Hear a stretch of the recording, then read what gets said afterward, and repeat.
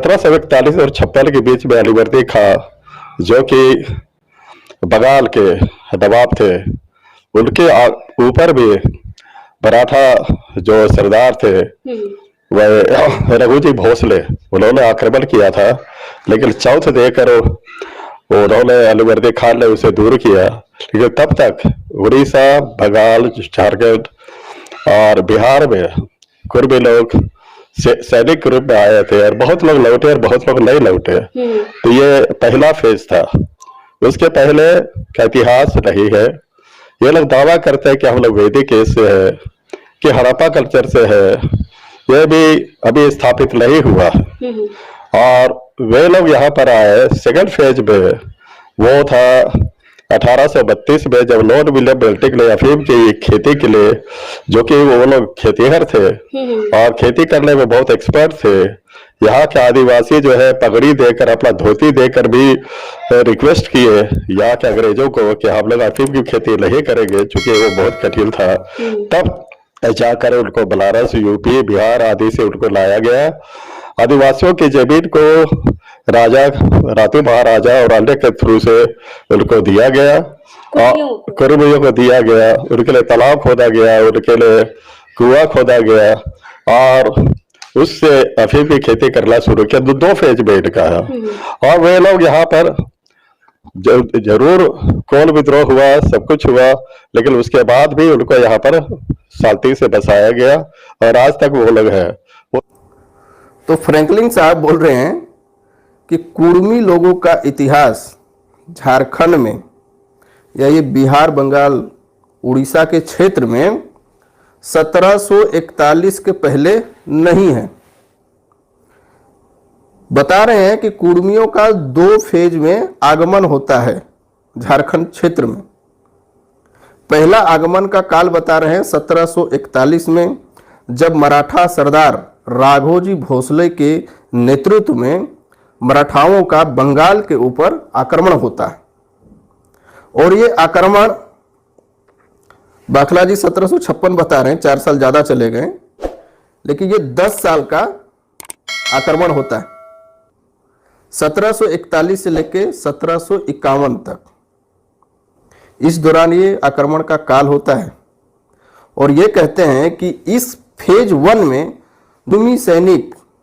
कुणबी सैनिक मराठा सरदार राघोजी भोसले के नेतृत्व में आए थे। उनमें से बहुत लोग वापस अपने देश, अपने राज्य मराठा साम्राज्य में लौट गए, और बहुत से लोग उसी क्षेत्र में मानभूम और उड़ीसा, बंगाल और छोटा नागपुर के क्षेत्रों में बस गए। इससे पहले कुर्मियों का कोई इतिहास नहीं है झारखंड में। मतलब इन्होंने एक बाउंड्री लाइन खींच दिया। जैसा मैं पिछली वीडियो में बात कर रहा था कि भाई कोई बाउंड्री लाइन तो हमें बता दो, तो बाखला साहब जो विभागाध्यक्ष रहे हैं सेंट जेवियर कॉलेज के, उन्होंने एक बाउंड्री लाइन हमें खींच के दे दिया कि 1741 के पहले झारखंड में कुर्मियों का कोई इतिहास नहीं है। उनकी बातों को जब कुर्मी शब्द बोलते, कुर्मी नहीं बोल रहे हैं। तो कुर्मियों का कोई इतिहास नहीं है, और उन कुर्मियों में ये सारे कुर्मियों को सम्मिलित कर लेते हैं। तो इनने एक लाइन खींच दी 1741 के पहले कोई नहीं था। 1741 में राघोजी भोसले महाराज सरदार के नेतृत्व में महाराष्ट्र के कुणबी लोग सैनिक के रूप में वहां जाते हैं और वहीं पे बस जाते हैं। बहुत लोग बस जाते हैं, पूरे का ये नहीं बोल रहा है कि कुछ लोग चले गए, कुछ लोग इधर ही रह गए। पहला मैं इसी बात को अभी यहाँ पे रोकता हूं। दूसरा फेज ये बता रहे हैं कि लॉर्ड विलियम बेंटिक के द्वारा 1832 में अफीम की खेती के लिए यूपी और बिहार के कुर्मियों को, यहाँ के आदिवासियों के जमीन को इन्हें दिया गया और उनमें इनको अफीम की खेती के लिए लगाया गया। तो 1832 तो बहुत बाद का चीज है। इनका मैं सिर्फ 1741 बोले हुए हैं कि 1741 के पहले यहाँ पे कोई कुर्मी नहीं था, कोई वजूद नहीं था, तो ये दावा नहीं कर सकते हैं कि ये झारखंड के पुराने वासी हैं और इन्होंने उरांव और मुंडाओं को बसाया है। चलिए बाखला साहब, मैं आपकी इस बात को अपने कुछ उदाहरण के साथ में यहाँ पे विरोध कहिए या आपके तर्क के विरोध में अपनी बात रख रहा हूँ। आपने बताया कि 1741 के पहले नहीं है कुर्मी झारखंड में। अब मैं 1741 के पहले का आपको कुछ दिखाना चाहता हूँ। ये मंदिर देखिए आप, सोना पहाड़ी मंदिर, द्वारसिनी मंदिर, हमारे गिरिडीह जिला के बेको गांव में, बेको मौजा है बहुत बड़ा, बेको मौजा में, बेको गांव से सटा हुआ है। यहाँ पे द्वारसिनी मंदिर है, जिसको हम लोग जनरल रूप में सोना पहाड़ी मंदिर बोलते हैं। बहुत फेमस जगह है ये। इनमें करें तो अगल बगल के जितने 8-10 डिस्ट्रिक्ट है, यहाँ तक कि बंगाल से भी श्रद्धालु लोग यहाँ पे आते हैं, अपनी मन्नत मांगते हैं, वो श्रद्धा है उनकी। आपके लिए बता दूं कि इस मंदिर के जो पुजारी हैं वो कुर्मी समुदाय के हैं, महतो हैं। इस मंदिर की स्थापना जो वर्ष है, इसके ऊपर आप ध्यान दीजिए, स्थापना वर्ष 1663 लिखा हुआ है। 1663 में दयाल चौधरी के द्वारा ये स्थापित है। आप वर्ष पे जरा गौर करिए। और दयाल चौधरी कौन थे, इसके रेफरेंस में भी आपको कुछ बातें बताता हूं। रामगढ़ के राजा दलेल सिंह, आप इनका भी कार्यकाल देखिए।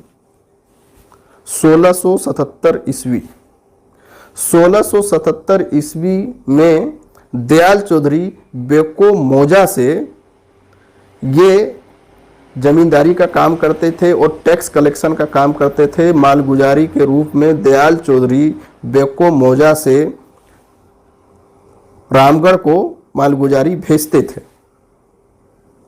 दलेल सिंह 1677, वहाँ पे स्थापना होती है 1663। वो आदमी मालगुजारी के तौर पे बेको मौजा का देते हैं रामगढ़ को। मालगुजारी के तौर पे क्या देते हैं, तो मालगुजारी के तौर पे 10 बोझा चौप मालगुजारी के तौर पे रामगढ़ राजा को भेजा जाता था। चौप से संबंधित आप यहाँ ये पकड़िए कि सोन जो होता है या जूट, जिसे कुदरुम से निकाला जाता है, कि 10 बोझा चौप भेजा जाता था रामगढ़ राजा को। दयाल चौधरी के वंशज अभी भी वहां है और दयाल चौधरी के वंशज लोग ही उस मंदिर के परंपरागत पुजारी रहे हैं और अभी तक हैं। दयाल चौधरी का गुष्टी नंगटुआर है। इस पर भी गौर करिए कि जी हमारे 81 गुष्टी जो होते हैं उनमें नंगटुआर 81 में से एक, तो वो गोत्र इन लोगों का नंगटुआर है। दयाल चौधरी जब बेको गांव की स्थापना करते हैं, बेको पूरा जंगलों से घिरा हुआ क्षेत्र था। बेको में जब दयाल चौधरी आते हैं तो अपने साथ में, आपको देखिए नाम गिनाता हूं, अपने साथ में केला नाया, नाया हम लोग जो पूजा करते हैं, आपके इधर रांची तरफ पहान बोलते हो, हम लोग नाया बोलते हैं, वो केला नाया को लाता है पूजा करने के लिए। दूसरा लाता है चंदू घासी यानी गोड़ाइत, कि पूरे गांव को जो डाकने का काम करता है, संदेश वाहक का जो काम करते हैं, वो चंदू घासी को साथ में लाते हैं। तीसरा जो लाते हैं उनका नाम होता है बोधी राउत। बोधी राउत को लाया जाता है, कपड़ा बुनकर थे। इन तीनों के साथ में बेको आते हैं अपने और लोगों के साथ में, और यहाँ एक विलेज स्थापना करते हैं, इसका नाम बेको होता है। और देखिए आश्चर्य बोलिए कि यहाँ जब गांव स्थापना के बाद जो अपने मड़े का जो स्थापना करते हैं, उन मड़े में जो देवता बैठते हैं हमारे, उनका नाम भी देते हैं द्वारसिनी। कुर्मियों के देवा भूता के बारे में आप जब जानिएगा तो हमारे हर एक दिशा के लिए अलग अलग हमने राइया को हमने स्थापित किया हुआ है। दुवारसिनी जो हमारा देवता है वो दक्षिण पश्चिम का देवता है। तो दक्षिण पश्चिम के दिशा में द्वारसिनी को बैठाया जाता है। आपको बहुत सारे कुर्मी गांवों में ये देखने को मिलेगा, आप विजिट करिए।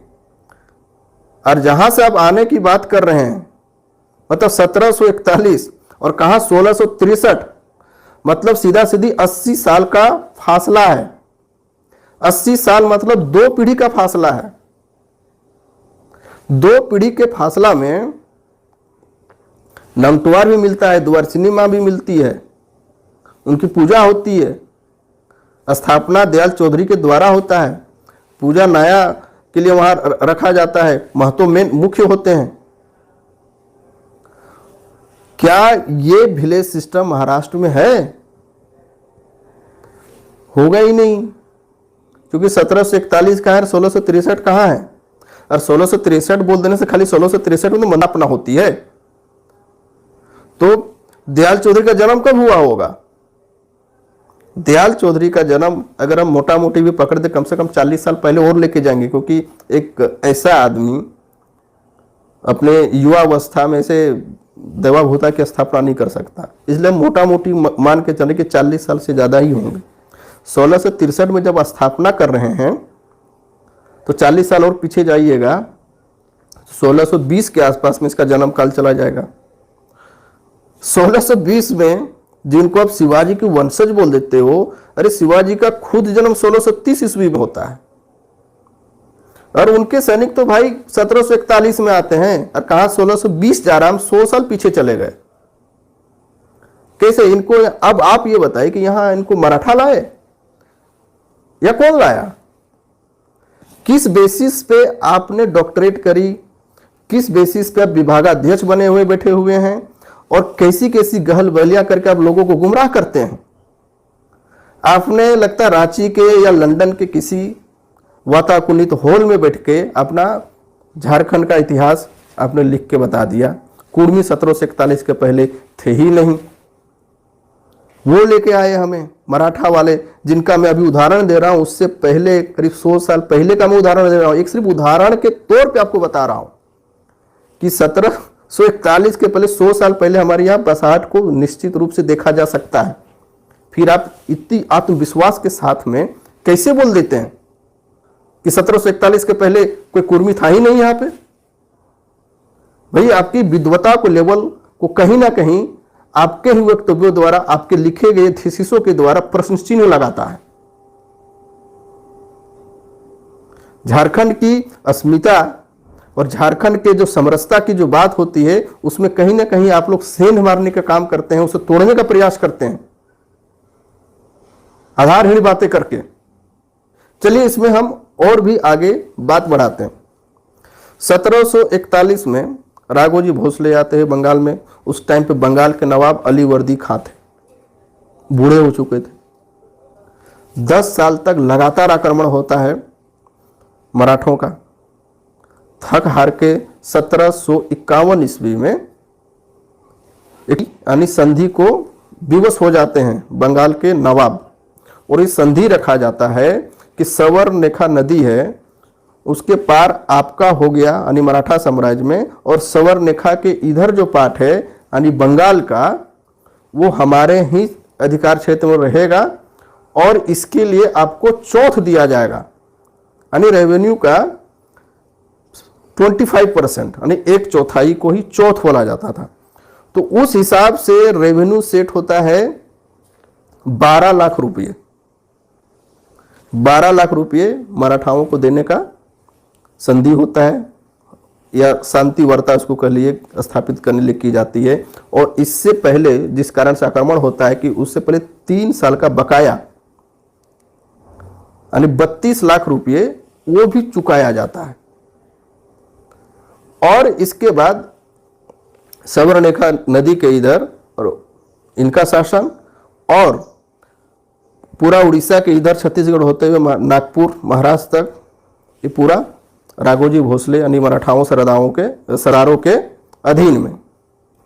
और ये सिलसिला चलता रहता है 1758 तक में, जब तक अंग्रेज हरा ना देते हैं नवाबों को। ये हारते कब हैं? 1757 में, जब पलासी का युद्ध होता है। पलासी का युद्ध भारतीय इतिहास में एक समझिए एक माइलस्टोन के तौर पे है। माइलस्टोन इसलिए है कि इस पलासी के युद्ध ने ही अंग्रेजों को ब्रिटिश राज को स्थापित करने में सबसे महत्वपूर्ण भूमिका निभाई थी। उसके बाद 1764 में जब ये लोग बंगाल के नवाब लोग अंग्रेज से परेशान होकर उनके जो एलाय रहते हैं फ्रेंच लोग, उनसे जब इनका कट जाता है, अपनी राजधानी बिहार तरफ शिफ्ट कर लेते हैं। वहां पे भी चले जाते हैं अंग्रेज। और उनके बाद 1757 के बाद 1764 ईस्वी में बक्सर की लड़ाई होती है, और उसमें नवाब लोग जब हार जाते हैं तो पूर्ण रूप से अंग्रेजों के कब्जे में ये सारा क्षेत्र आ जाता है। 12 अगस्त 1765 को शाह आलम द्वितीय के द्वारा अंग्रेजों को ये जो पूरा बंगाल का क्षेत्र था, अभी आज के डेट में देखें तो बंगाल, बिहार, उड़ीसा, झारखंड, ये सम्मिलित रूप से सारा जो दीवानी का पावर था वो अंग्रेजों को दे दिया जाता है। और तब से ही जब ये अपने टैक्स वसूलने के सिलसिले में अपने लॉज के लिए हुए जंगल महल के क्षेत्रों में जब प्रवेश करते हैं, तब यहाँ लोकल लोगों द्वारा, लोकल ट्राइबल पीपल के द्वारा एक विद्रोह का आगाज होता है, जो एकदम सिलसिला चलते रहता है। 1765 से जो शुरू होता है वो 1905 तक चलते रहता है, जब तक वो CNT नहीं हो जाता, लास्ट का जो बिरसा मुंडा का आंदोलन होता है। तो 1765 लेकर 1905 तक ये सारा संघर्ष का इतिहास रहा है। इस झारखंड क्षेत्र में, छोटा नागपुर के क्षेत्र में हमेशा ये उथल पुथल भरी यहाँ पे स्थिति रही है अंग्रेजों के शासनकाल के द्वारा। इसी शासनकाल के जब आगे बात बढ़ती है, तब ये बता रहे हैं कि दूसरे फेज में अंग्रेज लोग 1832 में लॉर्ड विलियम बेंटिक के नेतृत्व में इन्हें मतलब कुर्मियों को यूपी और बिहार से लाया जाता है अफीम की खेती के लिए, जैसा कि आप वीडियो में सुन चुके हैं। और फिर कोल विद्रोह होता है, फिर वो चीजें, अफीम की चीजें खत्म हो जाती है। ये मोटा मोटी एक आपको मैंने एक इतिहास बता दिया। अब इस पे कुछ गौर करने वाली बात